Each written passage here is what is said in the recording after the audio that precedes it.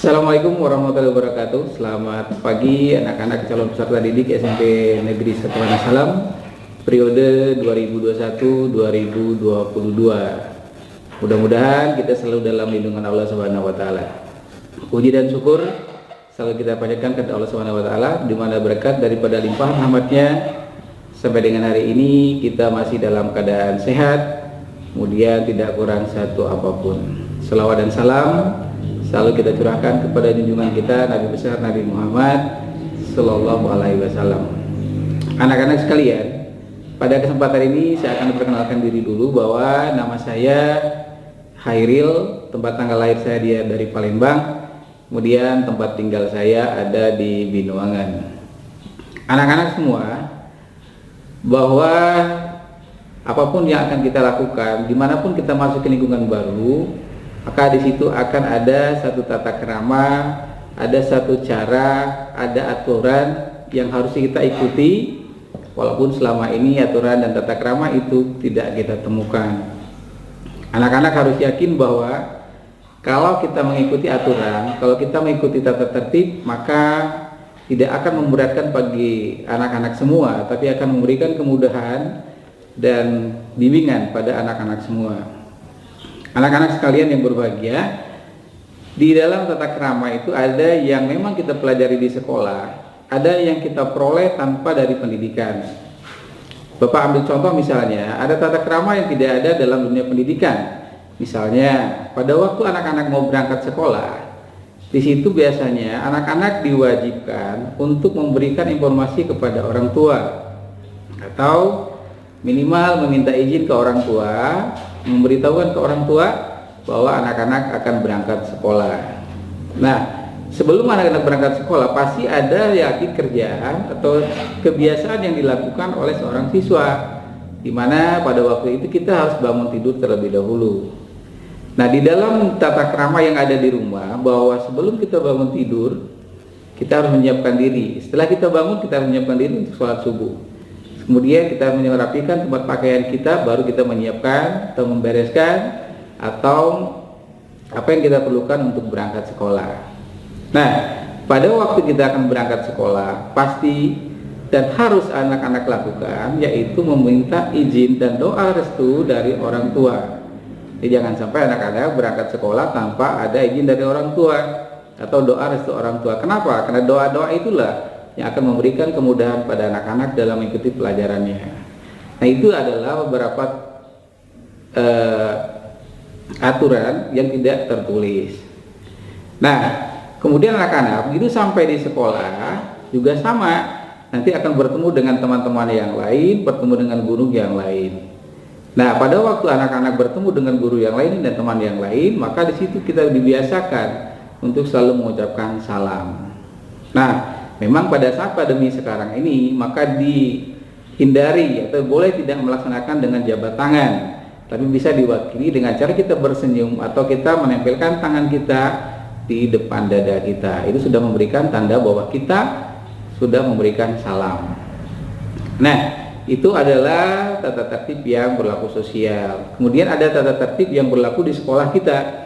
Di sekolah kita ini ada beberapa tertib yang harus anak-anak ikuti supaya memberikan kemudahan. Pertama, tata tertib di jam belajar.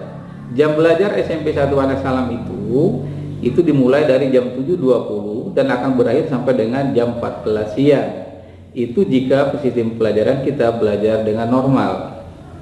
Nah, cuma dalam situasi pandemi seperti sekarang ini, maka jam pelajaran itu akan bisa berubah dan jam pulang juga bisa berubah. Pada waktu proses belajar, maka anak-anak tidak boleh meninggalkan kelasnya. Itu seandainya sistem pelajaran kita sudah mengikuti pembelajaran tatap muka. Nah, dalam proses pembelajaran itu, seluruh siswa harus memasuki kelas sesuai dengan waktu yang telah dijadwalkan. Jadi pada waktu jam 7.20 anak-anak datang ke sekolah, maka jam 7.30-nya maka akan masuk ke dalam kelas. Kemudian seluruh siswa dilarang meninggalkan kelas pada waktu proses belajar mengajar, kecuali ada izin dari guru mata pelajaran yang sedang mengajar pada waktu itu. Kemudian pakaian untuk siswa pria. Pakaian baju siswa dimasukkan ke dalam celana panjang. Artinya anak-anak yang laki-laki itu harus menggunakan celana panjang, bersih dan rapi, mulai dari siswa masuk ke lingkungan sekolah sampai dengan jam pulang.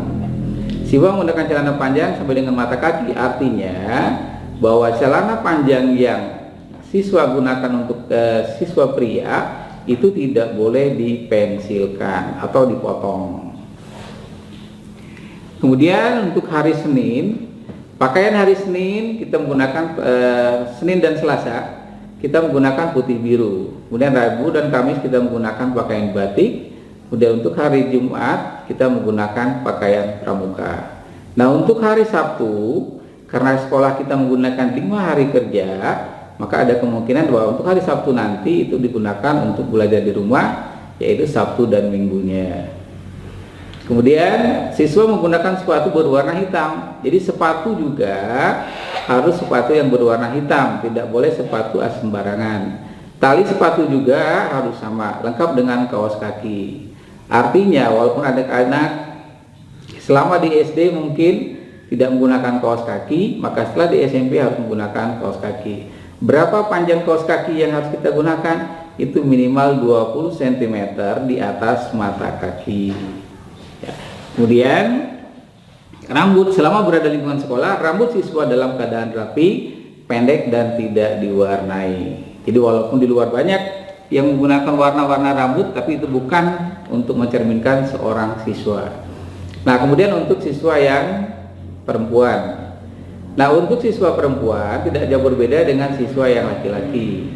Baju siswi dimasukkan ke dalam rok panjang, bersih dan rapi, mulai dari siswi masuk lingkungan sekolah sampai dengan jam pulang sekolah. Siswi menggunakan rok panjang. Panjang itu berapa panjangnya? Panjangnya itu harus sampai dengan juga sama dengan mata kaki. Ya, tidak boleh di atas dengkul. Karena kalau di atas dengkul roknya itu bukan mencerminkan seorang pelajar. Pada hari Senin, Selasa pakaian putih biru, dan Rabu Kamis pakaian batik, Jumat Sabtu pakaian pramuka. Menggunakan kerudung berwarna putih itu untuk anak perempuan. Untuk anak laki gimana? Anak laki tidak usah menggunakan kerudung. Karena anak laki-laki tidak wajib menggunakan kerudung. Kemudian bajunya tidak boleh dicoret-coret. Ya, jadi cukup dengan atribut yang diwajibkan oleh sekolah. Di situ ada OSIS-nya, kemudian ada badge nama sekolah, kemudian ada kelasnya. Kemudian siswi menggunakan sepatu berwarna hitam tali, ya, dengan panjang kaos kaki sama 20 cm. Nah, itu adalah aturan umum yang berlaku di SMP Negeri 1 Wonosalam. Kemudian ada aturan khusus. Nah, aturan khusus ini banyak yang terjadi pada anak-anak perempuan. Bapak yakin bahwa siswa-siswi yang masuk SMP 1 Wonosalam ini tidak semua dari kalangan yang berada, tapi pasti ada yang berada dalam artian ekonomi orang tuanya yang cukup. Nah, untuk siswi yang kebetulan orang tuanya mampu, maka di SMP 1 Wonosalam itu seluruh siswi dilarang menggunakan perhiasan. Artinya, walaupun di dalam rumah kalian perhiasannya banyak, orang tua memberikan izin, maka di SMP 1 Wonosalam tidak boleh dipergunakan. Artinya seluruh siswi, ya, dan siswa dilarang menggunakan alat kecantikan yang berlebihan. Kalau begitu bagaimana? Ya, cukup menggunakan bedak sederhana saja. Kemudian untuk aturan umumnya, seluruh siswa dan siswi wajib mengikuti upacara. Nah, upacara yang kita lakukan itu setiap hari Senin. Kita mulai upacara itu jam 7.00. Artinya bahwa seluruh siswa harus berangkat dari rumah itu sebelum jam 7 sudah sampai di sekolah. Kemudian pada hari Jumat kita akan mengadakan pengajian. Itu juga akan dilaksanakan pada jam 7.00. Nah, pengajian dan upacara ini seluruh siswa wajib untuk mengikutinya. Jadi tidak terkecuali bahwa semua siswa itu harus mengikuti. Kemudian dilarang untuk merusak sarana prasarana sekolah. Nah, di sekolah kita juga banyak sarananya, ada untuk kamar mandi, ada WC-nya dan lain-lain ya. Nah, itu juga dilarang untuk dirusak. Kemudian seluruh siswa dan siswi dilarang membawa handphone kecuali ada izin dari guru mata pelajaran. Sekali lagi Bapak tekankan bahwa di sekolah kita dilarang membawa handphone kecuali ada izin dari guru mata pelajaran. Kemudian yang tidak kalah pentingnya bahwa ini sering terjadi pada anak laki-laki, bahwa seluruh siswa itu dilarang untuk memanjat pagar sekolah. Kenapa? Karena pagar di kita sudah cukup tinggi, dikhawatirkan nanti kalau anak-anak manjat pagar, pagarnya akan menjadi rusak. Seluruh siswa siswi dilarang merokok, ya. Jadi walaupun siswa laki-laki maupun siswa perempuan, maka tidak dibolehkan untuk merokok di lingkungan sekolah. Seluruh siswa dan siswi dilarang mabuk, ya. Bahwa apapun dalam bentuk minumannya, maka siswa dilarang mabuk. Kalau hanya minum air putih ya dipersilakan saja. Kemudian seluruh siswa dilarang membuat keonaran baik dalam lingkungan sekolah maupun di luar lingkungan sekolah. Seluruh siswa dilarang membawa motor ke sekolah. Nah, ini anak-anak yang akan terjadi. Anak-anak yakin pasti akan membawa motor dan diberikan izin oleh orang tua. Bapak hanya mengingatkan bahwa di SMP kita seluruh siswa dilarang membawa motor ke sekolah. Artinya kalau nanti anak-anak membawa motor ke sekolah dan motor itu hilang, maka itu adalah tanggung jawab pribadi. Kemudian sekolah tidak bertanggung jawab terhadap keamanan motor anak-anak semua. Seluruh siswa dan siswi dilarang menikah. Nah, di sini mudah-mudahan tidak terjadi ya. Untuk SMP tahun ini siswa yang menikah dalam masa pendidikan.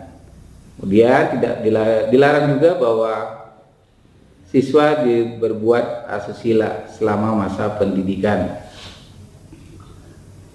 Kemudian ada beberapa sanksi yang akan anak-anak alami akan terima jika melanggar tata tertib. Pertama, di jam belajar, bagi siswa yang datang terlambat satu kali maka akan diberikan peringatan. Dan jika masih terulang kembali maka akan dipanggil orang tua dari siswa yang bersangkutan. Kemudian bagi siswa yang tidak mengikuti pelajaran karena tanpa alasan selama 3 hari, maka akan dipanggil orang tuanya. Kemudian akan dibuat satu surat perjanjian dengan orang tua siswa. Kemudian bagi yang bolos, nah bagi anak-anak yang bolos selama proses belajar, maka akan dipanggil juga orang tuanya. Dan jika masih terulang maka siswa tersebut akan dikembalikan ke orang tua. Artinya sekolah akan memberikan atau mengembalikan siswa ke orang tuanya dalam waktu yang telah disepakati. Pakaian dan rambut, bagi siswa yang pakaiannya tidak sesuai dengan tata tertib, maka akan diberikan peringatan, dibuat perjanjian.